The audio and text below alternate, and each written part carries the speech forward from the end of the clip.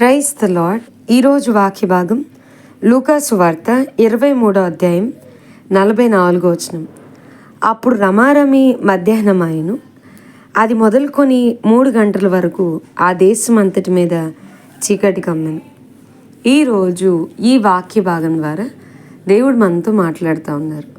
ఈ లూకాసు వార్త 23వ అధ్యాయం 44వ వచనం నుండి కనుక మనం చూస్తే ఇంచుమించు టైము 3 గంటలు అవుతా ఉంది. ఆ దేశం అంతటి మీద చీకటి కమ్మేసింది. సూర్యుడు అదృశ్యుడాయను, గర్భాలయపు తెర నడిమికి చినిగిపోయింది అని వాక్యం చెప్తా ఉంది. మనం చూస్తే కనుక యేసయ్య, తండ్రి నీ చేతికి నా ఆత్మను అప్పగించుచున్నాను అన్న ఆ last word, 7th final word on the cross, తన ప్రాణమును తండ్రికి అప్పగించకముందు, ఆ 7th వర్డ్ పలకకముందు ఇదంతా జరుగుతూ వచ్చింది. మనం చూస్తే కనుక ఈ భాగాన్ని చదివినప్పుడు ఈ గుడ్ ఫ్రైడే సందర్భంగా మన ప్రభువు మన కొరకు చేసిన త్యాగాన్ని మనం ఆల్రెడీ ప్రతిరోజు తలపోసుకుంటూ ఉన్నాం. ఈరోజు మరి ఎక్కువగా 33.5 సంవత్సరాల యవ్వన వయసులో మన ప్రభువు మ్రాను మీద శపితమైన మ్రాను మీద వ్రేలాడబడిన దృశ్యాన్ని, ఆ సందర్భాన్ని మన జ్ఞాపకం చేసుకోవడానికి ప్రభు మనకు చూపుతూ వస్తున్న కృపను బట్టి నేను దేవుని స్తుతిస్తున్నాను. యేసయ్యని సిలువ వేస్తున్నప్పుడు, కొరడా దెబ్బలు కొడతా ఉన్నప్పుడు మనం గనక చూస్తే ఒక 15 దెబ్బలకి మనిషి అపస్మారక స్థితికి వెళ్ళిపోతాడంట. He will lose his senses. ఆ దెబ్బలకి అపస్మారక స్థితికి వెళ్ళిపోయి పడిపోతాడంట, కొలాప్స్ అయి పడతాడు. 24 దెబ్బలకి మోస్ట్లీ చచ్చిపోతారంట. కానీ మన ప్రభు 39, 1 తక్కువ 40 కొరడా దెబ్బలు తిన్నారు. రక్తమంతా కారిపోయింది. గుండె లేని రక్తం కొరకు ఆరాట పడతా ఉంది, పోరాటం చేస్తుంది. గుండె పని చేయడానికి బ్లడ్ సర్క్యులేషన్ అనేది, రక్త పంపిణీ అనేది చాలా అవసరము. అది లేదు, లోపల ఎక్కడా కూడా చుక్క రక్తం కూడా లేదు. గుండె ఆరాట పడతా ఉందన్నమాట. అలాంటి సమయంలో ఈ సృష్టికర్త పడుతున్న ఈ వేదన, సృష్టికర్త తాను ప్రేమించి తాను సృష్టించుకున్న వ్యక్తిని రక్షించుకోవడం కొరకు మనం మన పాపముల చేత, అపరాధముల చేత చచ్చిన వారమై ఉంటుండగా, పాపం చేసి దేవుడు అనుగ్రహించు మహిమను పొందలేని స్థితిలో మనం ఉంటుండగా, తండ్రికి మనకి మధ్య సంధి కుదర్చడానికి, తండ్రితో మనకు సమాధానాన్ని ఏర్పాటు చేయడానికి, మన పాపం ఆ శిక్ష అంతా కూడా, మన పాపమంతా కూడా తండ్రి తన కుమారుని మీద మోపుతా ఉన్నప్పుడు సృష్టి చూడలేకపోతుంది. తన సృష్టికర్త ఎంత భయంకరంగా నలిగిపోవడం, ఎంత భయంకరంగా నలగొట్టబడ్డం, ఆ వేదన సృష్టి చూడలేకపోయింది అని చాలామంది మనం చూడొచ్చు. బైబిల్ చెప్తోంది అది మొదలుకొని 3 గంటల వరకు ఆ దేశమంతటి మీద చీకటి కమ్మెను, సూర్యుడు అదృశ్యుడాయను అని చెప్పని. సృష్టి చూడలేకపోతుంది, పరలోకం విలువిల్లాడిపోతుంది.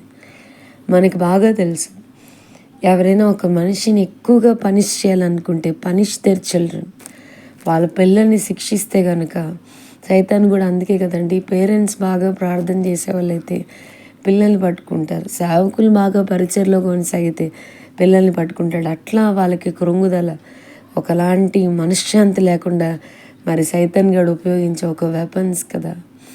ఏ తల్లిదండ్రులు కూడా ఏ రోగమైనా, ఏ పరిస్థితి అయినా వాళ్ళకే రావాలనుకుంటారు, కానీ వాళ్ళ పిల్లలకి అలాంటి పనిష్మెంట్ రావాలని కోరుకోరు. ఇప్పుడు ఆ పాప శిక్ష అంతా కూడా కుమారుడు మోస్తా ఉన్నప్పుడు పరలోకం వెలువెల్లాడిపోతుంది, తండ్రి హృదయం తల్లడిల్లిపోతుంది. ఆ వేదన ఎంత భయంకరమైంది. మన కొరకు మన ప్రభు చేసిన త్యాగము ఎంత గొప్పది. నేను చెప్తా ఉన్నాను, ప్రభా ఎప్పుడు 2000 years బ్యాక్ మీరు సిలువలో మరణించారు అని మనం తలపోసుకునే దానికంటే ఎక్కువగా ఈరోజు వాక్యం చెప్తుంది, మనం ఇంకను పాపులమై ఉన్నప్పుడు, మనం ఇంకను భక్తిహీనమై ఉన్నప్పుడు, మనం ఇంకను చచ్చిన స్థితిలో ఉన్నప్పుడు, మనం ఇంకను భక్తిహీనంగా ఆయనకి శత్రువులుగా ఉన్నప్పుడు క్రీస్తు యుక్తకాలంలో మన కొరకు చనిపోయాను అని రోమిలికి రాసిన పత్రికలో మనం చూస్తాం. మనం ఎవరో క్రీస్తు ఎవరో మనకి తెలియనప్పుడు, మనం పాపంలో ఉన్నప్పుడు ఆయన చనిపోయాడు. ఇప్పుడైతే మనం యేసు ఎవరో తెలుసుకుని ఆయన ఆరాధన చేస్తున్నాం, మందిరానికి వస్తున్నాం. తెలిసి ప్రభువును మరలా సిలువేయొద్దండి. తెలిసి ఆయన గాయాలు మరలా తిరిగి రేపొద్దండి. బాహాటంగా ప్రభువును సిలువేయొద్దండి. క్రీస్తు యొక్క ప్రేమను, ఆ సిలువ రక్తము, అమూల్యమైన నిష్కలంకమైన రక్తము, వాక్యం చెప్తుంది కదా, గొర్రెల యొక్కయు కోడలి యొక్కయు రక్తం బట్టి కాక తన స్వరక్తం ఇచ్చి నిన్ను నన్ను సంపాదించుకున్నాడు మన ప్రభువు. ఎరిగి పాపం చేయొద్దండి. అనుభవపూర్వకంగా క్రీస్తు ప్రేమను మనం తెలుసుకున్నప్పుడు కావాలని బుద్ధిపూర్వకంగా పాపం ఎప్పుడూ చేయలేం. మనం ఎవరినన్నా ఎక్కువగా ప్రేమిస్తే, వాళ్ళు మనకి ఇష్టం లేని పని చేస్తే వాళ్ళని కోల్పోతామేమని వాళ్ళని ప్రొటెక్ట్ చేసుకుంటూ వస్తాం, కాపాడుతూ వస్తాం. సేమ్ అట్లనే మన ప్రభు హృదయాన్ని మనం గాయపరచకుండా ముందున్న దినాల్లో ప్రభు కొరకు రోషంగా బ్రతికేటువంటి కృప ఈ గుడ్ ఫ్రైడే సందర్భంగా ఆయన కొరకు సజీవ యాగముగా మనల్ని మనం సమర్పించుకునేటువంటి కృప ప్రభు మనందరికీ దయచేయనుగాక. ఆమేన్. ప్రార్థన చేసుకుందాం. ప్రభా, ఈరోజు వాక్య భాగం ద్వారా మీరు మాతో మాట్లాడినందుకు వందనాలు. ఈ గుడ్ ఫ్రైడే సందర్భంగా తండ్రి, నా బదులు నా శిక్షను భరించినందుకు స్తోత్రాలు.